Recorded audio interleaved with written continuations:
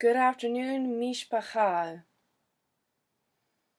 Praise Elohim for helping us through the trials that He does and for guiding us each and every day. It's been a pretty rough week for me, and yet He still grants the energy to spend the time that is the only time worthwhile spending in this life. Of course, we have to do what we have to do to pay our bills and take care of the flesh and our families. But this is definitely the most important thing.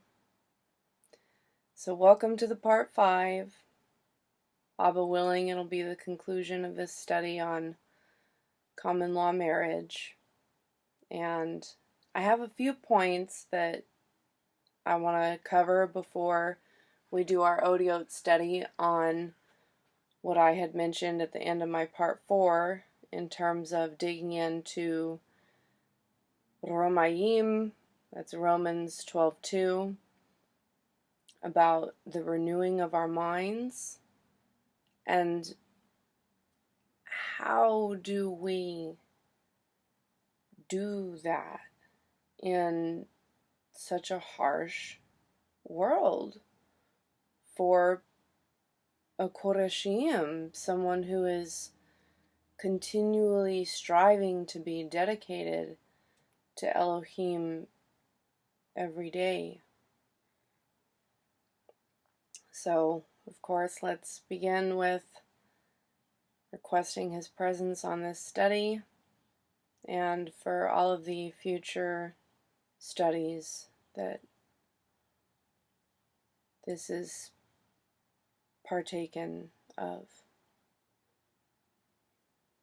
O Abba Father Yahweh, Yahweh of Tzaba, we are so grateful to come before you this afternoon, worshiping you in time with you and fellowship with our beloved Mashiach, Yahushua, and so grateful for the presence of the Ruach HaKodesh that is continually giving us meltah, revelation that only you can grant, and revealing the deceptions that Hashatan tries to trick us up with, and also for teaching us how to guard our hearts in these troublesome times and showing us the way in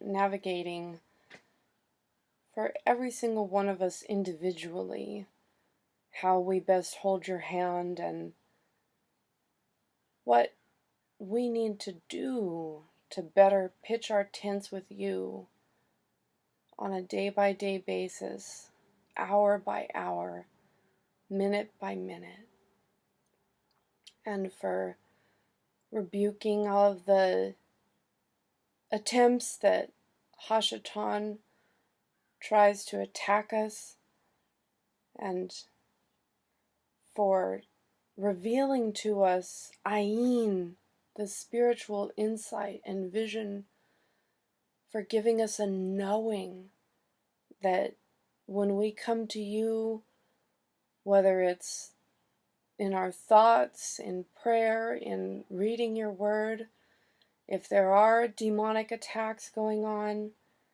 that in the spirit realm puts the swords in the malachim to guard with your Geder HaKodesh. And the more we request it, and the more you see fit for someone who is truly in heart worshiping you, you make that Geder HaKodesh thicker and thicker so that less attacks can penetrate. And if we do receive an attack, you comfort us and you revealed to us what happened. And you love us through our imperfections. Tudi Abba, thank you so much, Father, for being there for us at all times. And Yahushua, thank you so much for even making this possible, opening the door of the Shamayim to us and showing us the way as a Talmudim, as a disciple of yours, which gives chedwa, true joy, that we can't find in this world. And to the Ruach HaKodesh for the meltah on this study. Okay, friends, let's dig in.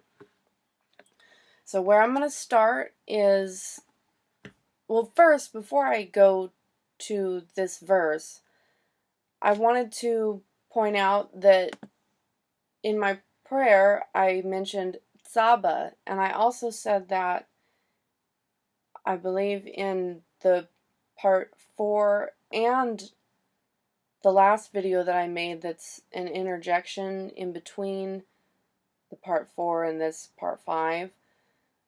Tzaba is the Aramaic word for hosts, Yahweh of hosts. That doesn't give the proper understanding that we need to have that Eastern mindset. You know, we think of a host and it's like someone that puts on an event. But in Hebrew, in the Otiot, Tzaba is Sadi, the pathway, Beit, the house, and Aleph, the ox head. So I simply remember that as the daddy of those in the way, Abba Father. Alan has a great video on this. I'll show you the graphic really quick so you can watch it when you want just a short and sweet video. It's only 15 minutes long. It's this one right here with the clouds and the grass. It's called, What Does It Mean to Fear Yahweh of Hosts? So, to pick up where I needed to read to you guys to kind of clarify from part 4, we're going back to 1 Qorin'tiyim, chapter 7, and that is verse 14. For the unbelieving husband has been kadosh in the wife, and the unbelieving wife has been kadosh in the husband. Otherwise, your children would be unclean, but now they are kodesh. And remember, this is Shaul talking here, where he clarifies, and to the rest I say, not the Adon. And remember how I've said in my previous videos that to have a witness, we need 2 or more verses. We can't just go off one verse to say that something is true. That's how modern day scribes and Pharisees can stumble people who are learning. I mean, of course, we're all always learning, so they can stumble any one of us. No one is immune to taking in misinformation and believing it unless they thoroughly examine the scriptures like the Bereans to verify that it's true.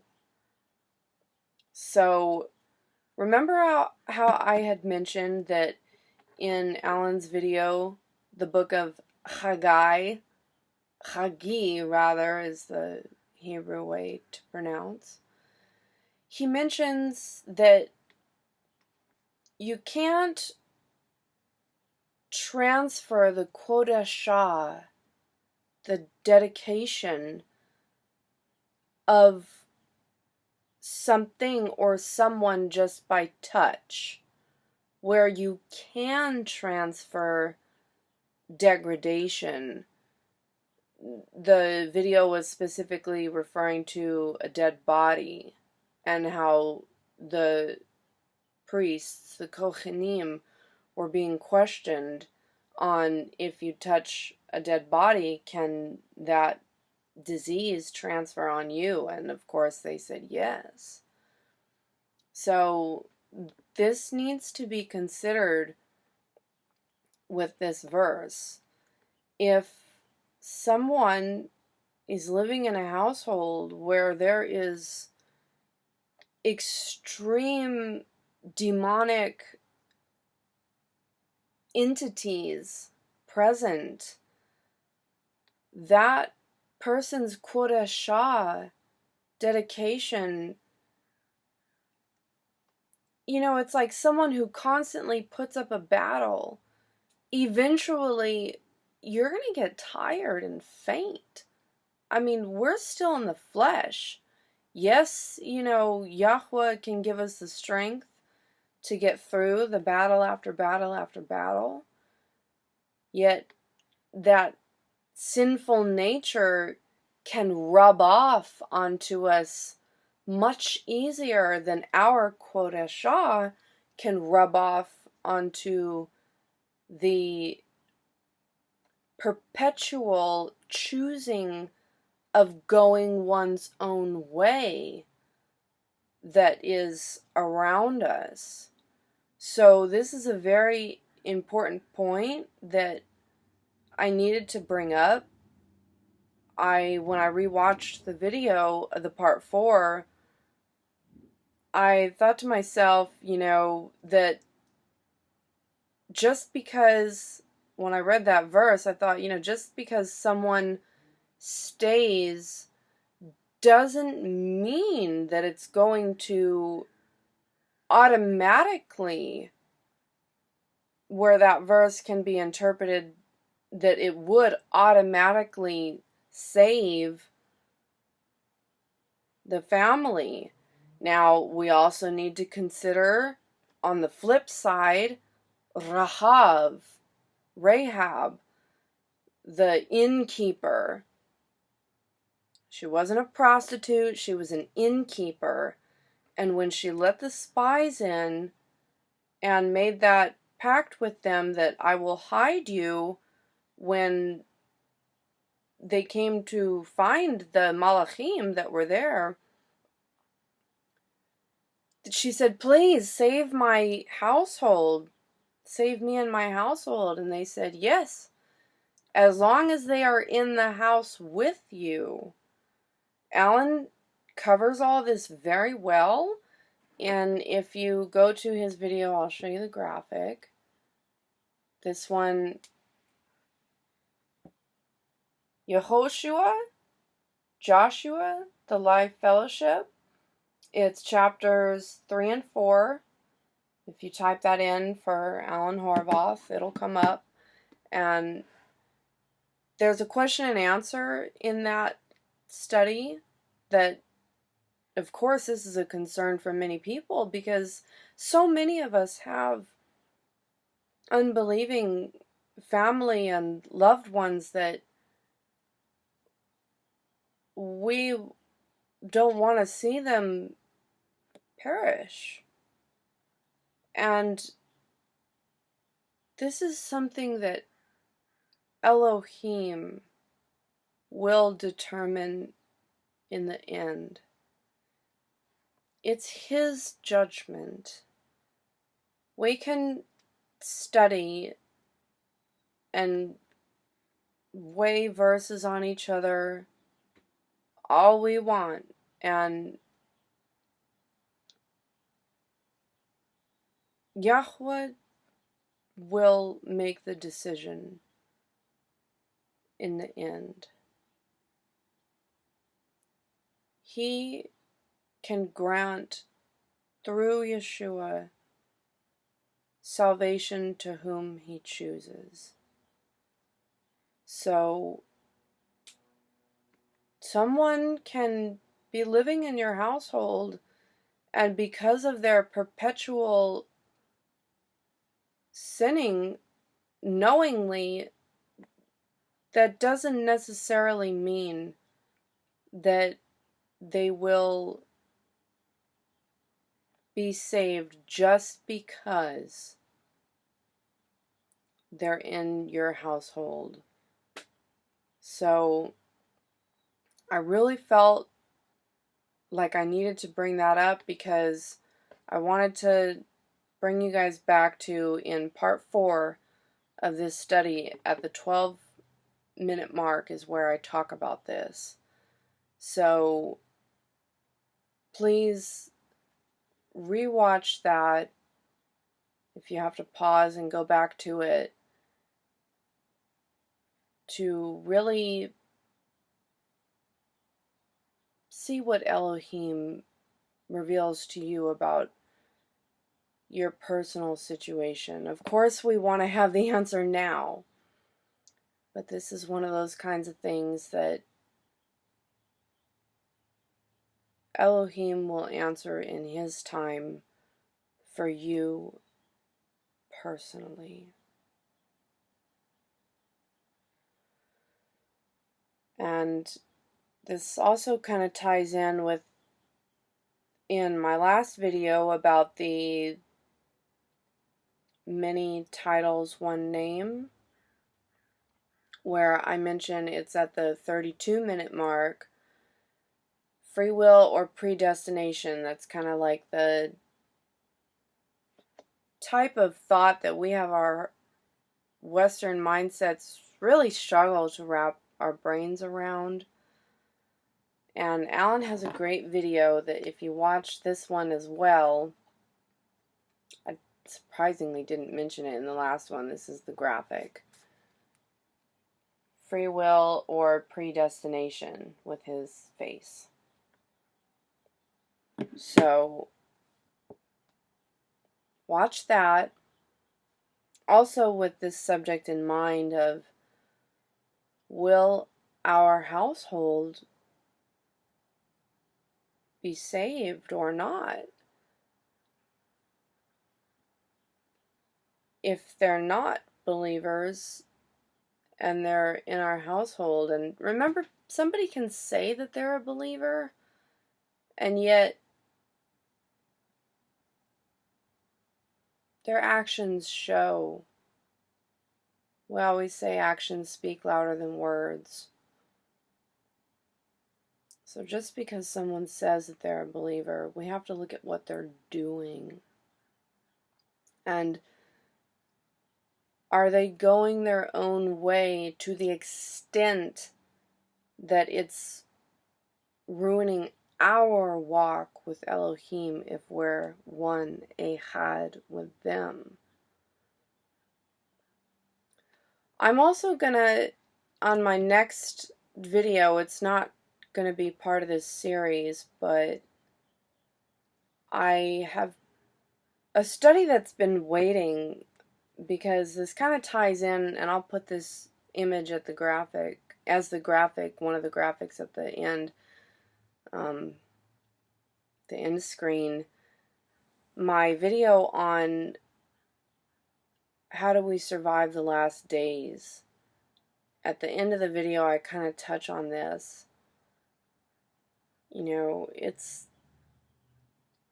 kind of like the next step that is troublesome in our minds after we put what all of this has been leading up to. We're always going to be concerned for our loved ones.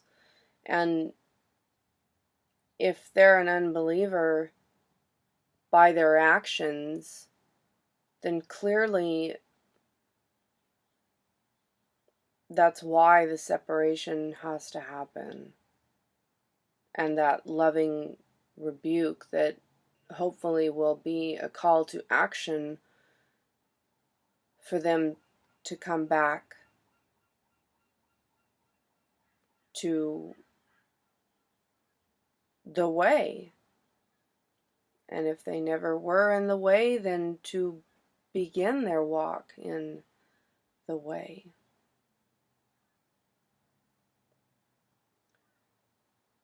So, another point that I needed to make about my last video, when I was talking about how slander is a form of murder, I had forgotten to mention, and I thought of this too when I was rewatching it, that the Greek word diablos is devil in English. Diablos also can be translated as slanderer. So the devil is a slanderer. This goes back to the importance of names, how we pronounce them, a title. A title sums up someone's name. So that's something else to consider in terms of when we pray, to use Yahweh's name. And when we speak to others, to use his correct name and pronunciation.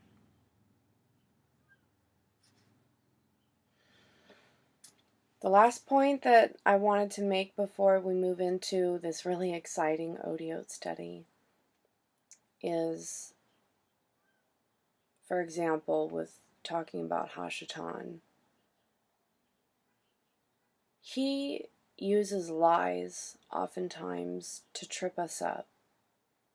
And the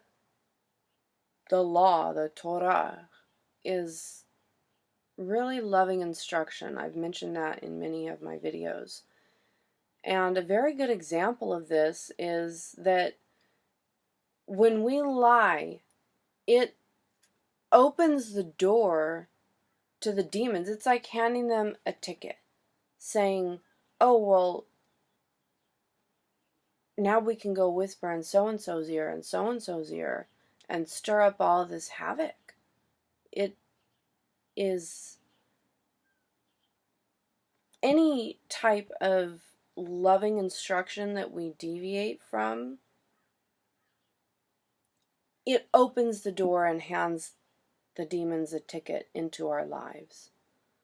So this is something else to consider that I really felt Elohim wanted me to mention before I go to our verse in Romaim that we're going to study.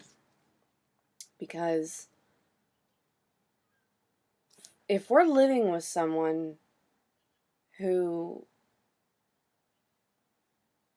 gets us to break these loving instructions that Elohim protects us with, that's another way that the demons become ehad with us.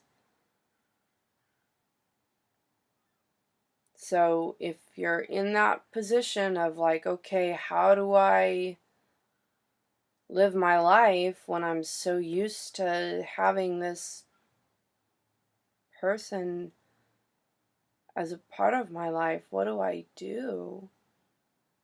And I mentioned that we start by renewing our mind, cleansing in the Word.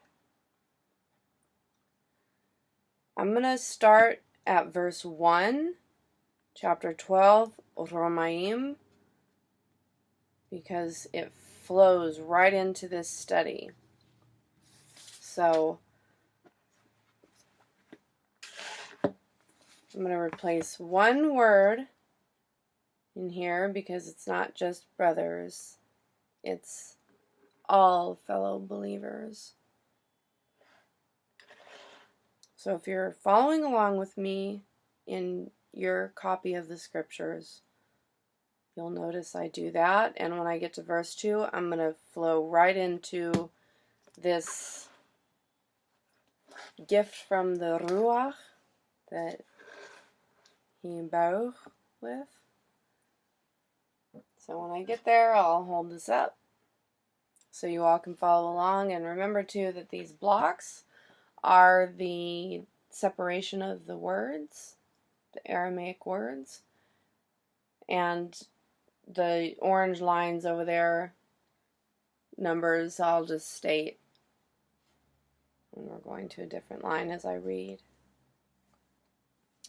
I call upon you, therefore, fellow believers, through the compassion of Elohim, to present your bodies a living offering, Kodesh, well-pleasing to Elohim, your reasonable worship. Reasonable worship. We have to reason with Abba Father on what to do personally.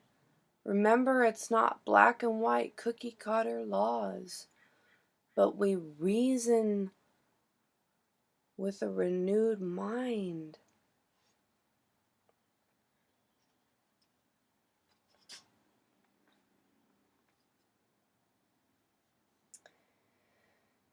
And to secure this yoking to Yahweh, this monument in time of Yahushua, opening the door to his cleansing of our physical limitations, he teaches us how to see past just what the eye can see and add the protection of his salvation.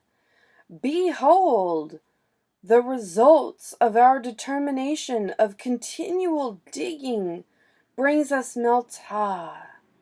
Line 2. And thus, Yeshua is able to do his work in us by filling us with his presence. The power we now receive for continual requesting of it lets us peer into the fifth dimension of Ruach. Seeing beyond this physical realm, Elohim marks us as his by dividing us from the Talmudim who are yoked to the one who keeps believers on the edge, those who pitch their tent with Hasatan. Line 3. Yahushua uses his staff to whack the demons away that try to grab hold of us and steal us, but they are unable to, because his signature is already upon our foreheads. We pick up our staff as Talmudim and open to the continual cleansing of his word, guiding us how we pitch our tents with Elohim, how we sojourn with him. Now, in this division from anyone who is a pair with weakness, who has shut the door on the operation of the gifts of the Ruach HaKodesh. Line 4. We continue to sojourn, to journey with Elohim as one counted worthy of the Nechatef, bearing fruit of the good seed. Only through continual Meltah can one worship in Ruach, being taught every moment how to pitch their tent better with Elohim in this world. Line 5. Their thoughts always on the way secures our life now and in the future as heirs of Yeshua. Our awe of Yahweh's teachings is the breath of fresh air we have been reaching for. The wonders, line 6, of our joy as Elohim puts us in his basket add to us the family we have longed for.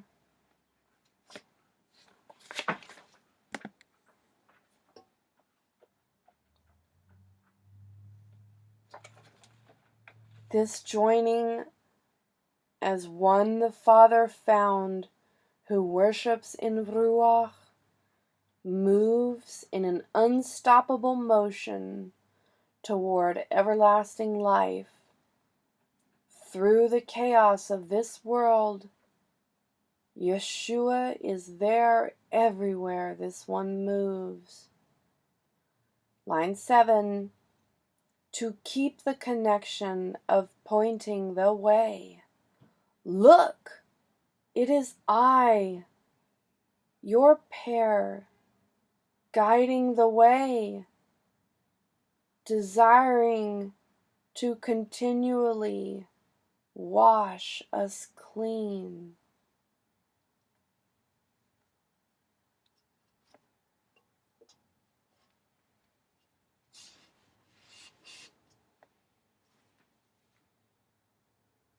And do not be conformed to this world, but be transformed by the renewing of your mind, so that you prove what is the good and well-pleasing and perfect desire of Elohim. That is so beautiful that he desires for us to be continually washed in him, through him. He has so much joy when we reach up to hold his hand and to request his thoughts instead of our own. So, one day at a time, continue to request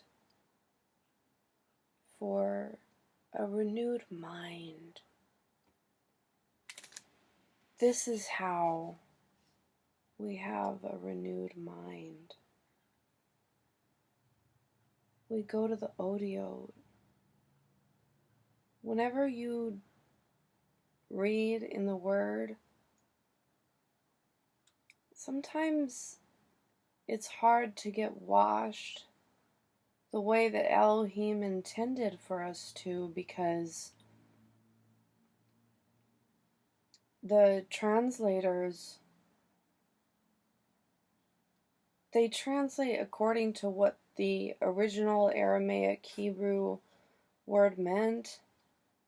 And as you can see, when I translate from the Otiot, I go off of what Elohim shows me in that moment. I don't know Hebrew. I don't know Aramaic. I only know a few words here and there from what I've looked up in Strong's and what I've learned from Alan. So sometimes the knowledge of this world can kind of get in the way if we're looking at it from a literal standpoint. You know, like Shaul, he mentioned that what good is the knowledge of this world if we don't have Elohim's knowledge? It's not going to wash and renew our minds if we just read English translations without doing our own digging into what the Otiot, the original pictograph, is revealing. yes, of course, the English translations are very helpful because it kind of gives us, that subject matter that we're looking at. But to really get the deep meaning of what's being said, we have to dig into what Elohim is showing us personally through the Otiot. So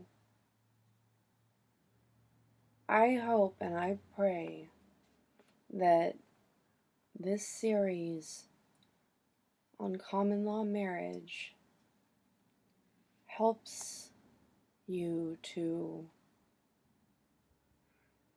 make the very difficult decision that you have to make if this is something that is stunting your walk with Elohim. Shalom, Mishpacha.